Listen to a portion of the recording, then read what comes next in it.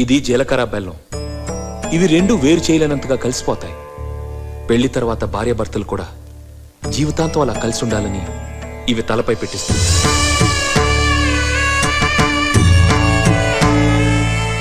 ఇది మంగళసూత్రం. మంగళం అంటే పవిత్రత, సూత్రం అంటే తాడు. ఇది మెడలో పడగానే పెళ్లి అగ్ని కంటే పవిత్రం అవుతుంది.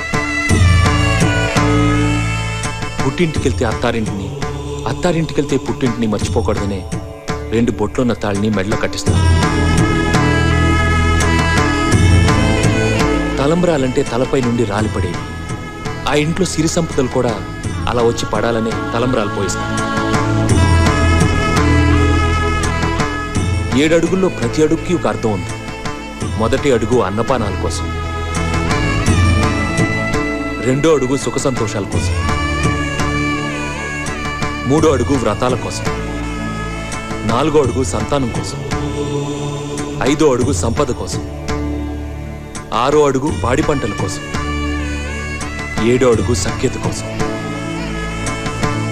ఒకరి వెంట ఒకరు 7 అడుగులు నడిచి 6వ ప్రాణంగా 5వ తనాన్ని మూటగట్టుకొని 4 దిక్కుల సాక్షిగా 3 ముళ్ల బంధంతో 2 జీవితాలు ఒకటై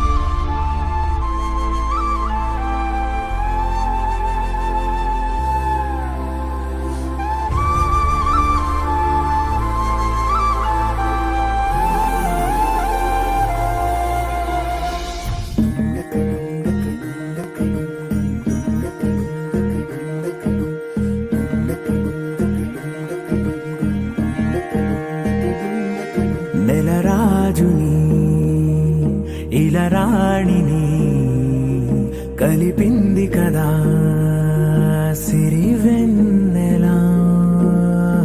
దూరమా దూరమా తీరమై చేరుమా నడి రాత్రిలో తెరలు తెరచినది నిద్దురలో మగత మరిచి ఉదయించినదా కొలుకు చెలి మొదటి కళ.